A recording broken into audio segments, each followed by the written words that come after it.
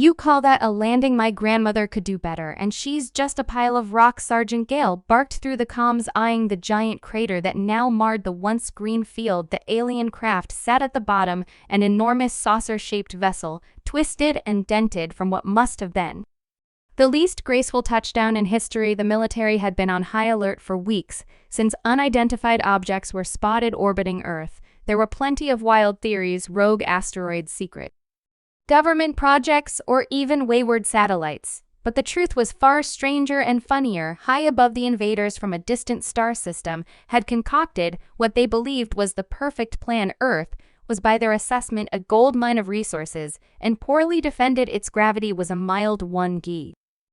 Nothing they couldn't handle, or so they thought. The ship had plunged through the atmosphere like a stone.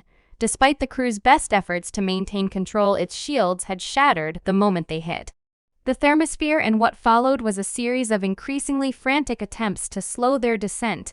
As the dust settled, Gale shook his head. Looks like gravity had other plans for them, he muttered, glancing at the group of soldiers around him. All right, you lot, let's go see what kind of squishy invaders came to pay us a visit. They approached cautiously, weapons ready, but not exactly tense. To them, the whole situation already felt like a joke, one that they were about to be. The punchline of the craft's hull was pitted and scarred, bearing the marks of its brutal crash. With a hissing groan, a section of the ship split open, creating a jagged ramp that crunched into the earth from the darkness. Within, a series of shadowy figures emerged. Sergeant Gale blinked, then snorted. They're wearing stilts. The aliens, tall and gangly, stumbled forward awkwardly on long mechanical exosuits designed to augment their stature, and as the humans soon realized, helped them deal with Earth's gravitational force.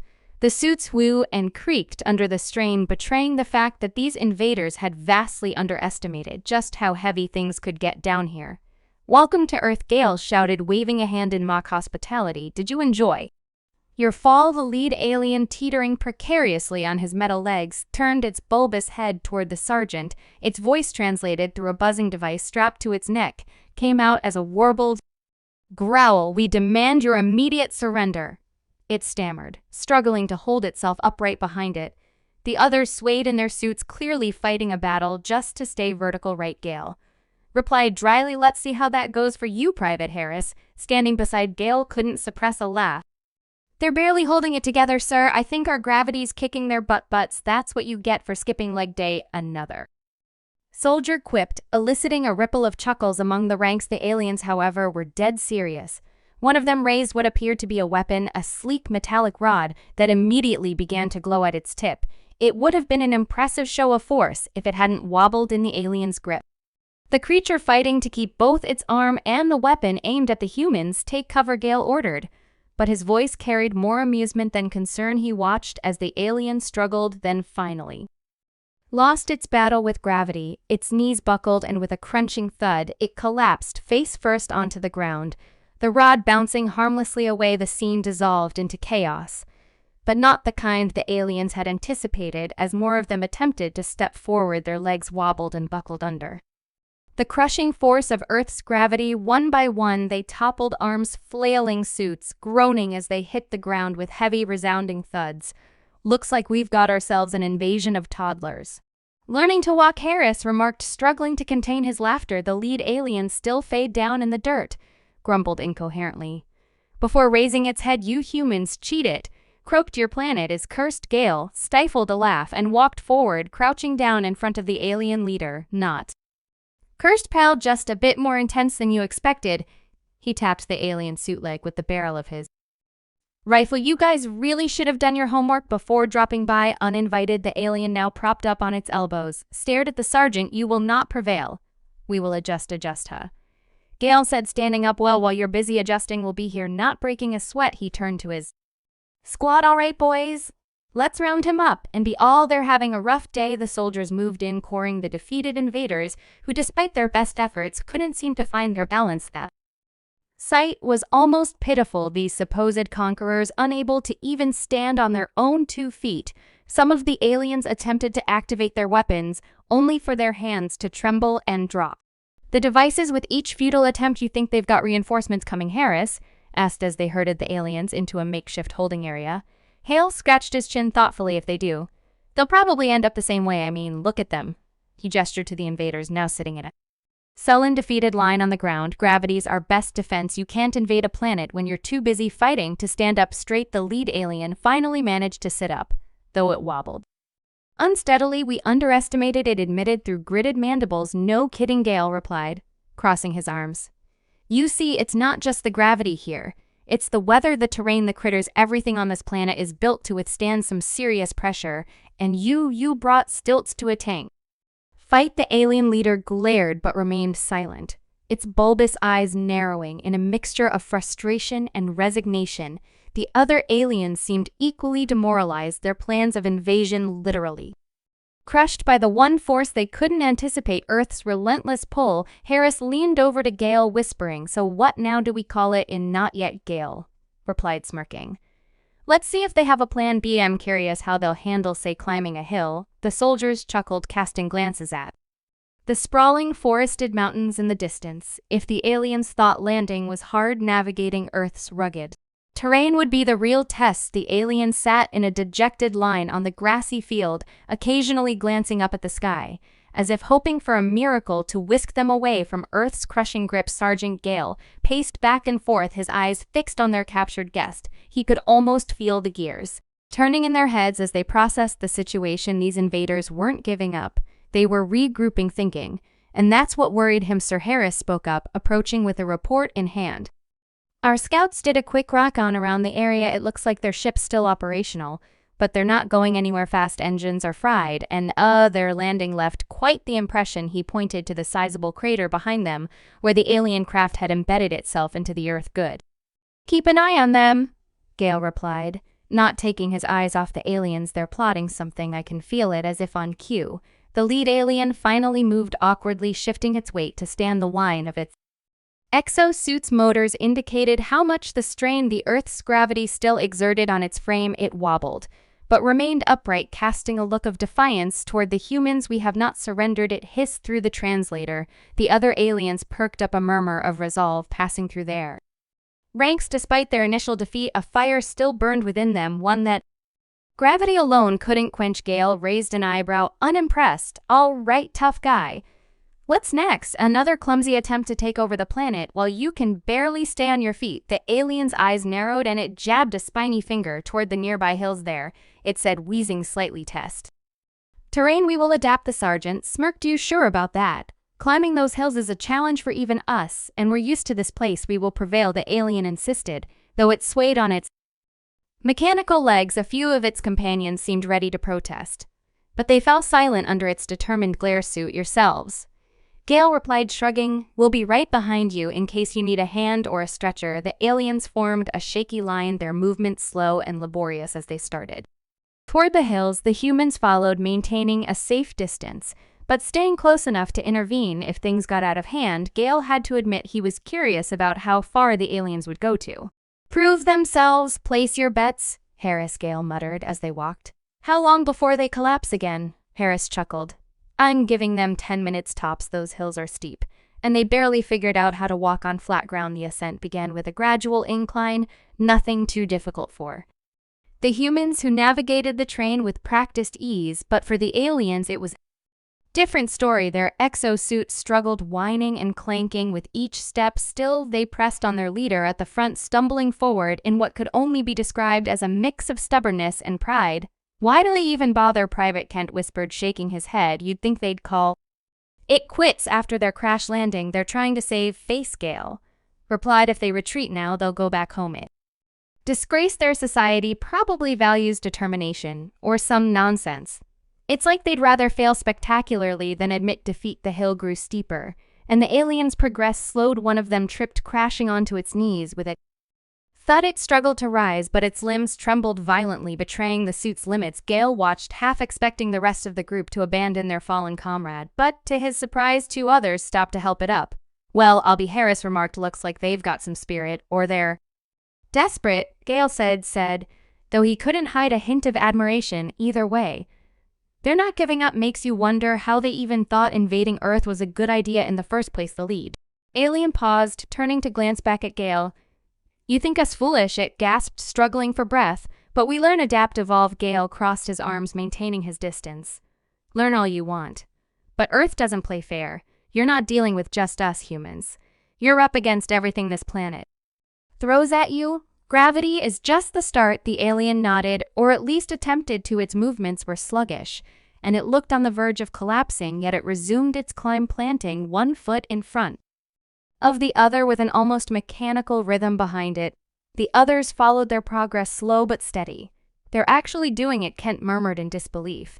They're not fast, but they're still moving. Gale felt a twinge of respect, though he'd never admit it out loud. We'll see how long they last, he muttered, but inside he knew the aliens had a point. They were adapting little by little to Earth's punishing environment. The climb dragged on, and the minutes ticked by 10, then 15, then 20. Harris had already lost his bet, and now the humans were watching in silent awe as the aliens continued their ascent. The suits creaked under the strain, and the aliens' breaths came out in labored huffs. But they didn't stop. Finally, the lead alien reached a plateau, collapsing onto its hands and knees. It heaved for air, its body trembling from the exertion. Slowly, it raised its head, locking eyes with Gale. "We can endure it," managed to say, its voice weak but filled with a flicker of resolve. Gale approached cautiously, standing over the exhausted invader. "All right," he said, crossing his arms. "You made it this far, but let me ask you something. What's your end game here? Even if you adapt, what makes you think you can take over a whole planet like this?" The alien didn't respond immediately. It took several deep breaths, gathering what little strength it had left. "Not take over it, rasped. Survive, coexist. Learn your strength and find ours." Gale blinked. Taken aback, he had expected bravado, defiance, maybe another threat, but this was different. He exchanged a glance with Harris, who looked equally surprised. "Coexist? Huh," muttered it but laced with curiosity. "So you're saying this invasion was just a test run?" The alien nodded. "Sagging onto the ground, completely spent. Adapt or perish," it whispered. "Your world unforgiving, but we will adapt." Gale squatted down, looking the alien in the eye. "We'll see about that," he said. "For now, rest up. You're going to need it for what's coming next." The aliens lay scattered across the plateau, gasping for air and desperately trying to recover from the grueling climb. Sergeant Gale stood a short distance away, arms crossed, watching them intently. He could the tension in his squad as they observed the alien invaders in their exhausted state. There was a strange kind of respect growing among the humans, though none of them dared to voice it. "What's our next move, Sir?" Harris asked quietly, his eyes still fixed on the alien leader, who was now propped up against a rock, barely conscious. Gale mulled over the question. These aliens weren't what he had expected. They had started this operation intending to conquer Earth, but now beaten down by its relentless gravity. They spoke of coexistence, but talk was cheap. Actions would reveal their true intentions. "We'll push them further," Gale said finally, his eyes narrowing as he considered their surroundings. "If they want to adapt, we'll give them the full Earth experience. Let's see if they've got the grit to handle the next test." Harris raised an eyebrow. "What do you have in mind?" Sir Gale smirked. "The valley down there," he pointed to a steep decline leading into a dense forest. "They'll need to go down, cross through the forest, and reach that river on the other side. It's a rugged terrain, thick undergrowth, and slippery rocks. If they're serious about this coexistence idea, they'll find a way to manage it." The squad exchanged uncertain glances, but there was an underlying excitement in their eyes. Gale's plan wasn't just to break the aliens, it was to truly test their resolve. If they could endure this, maybe there was a chance for something other than conflict. Gale approached the alien leader, who managed to look up with its tired, glassy eyes. "All right. Here's the deal," Gale said, crouching down to meet its gaze. "You want to learn, adapt, coexist, fine, but you need to prove it down this hill, through that forest, and over to the river. No shortcuts. If you can do that, then maybe we can talk about something other than you crashing and burning here." The alien leader struggled to its feet, its exosuit groaning in protest. "We accept it," rasped, though its eyes betrayed a flicker of fear behind it. The other aliens stirred, glancing warily at the forest below. "Good." Gale nodded.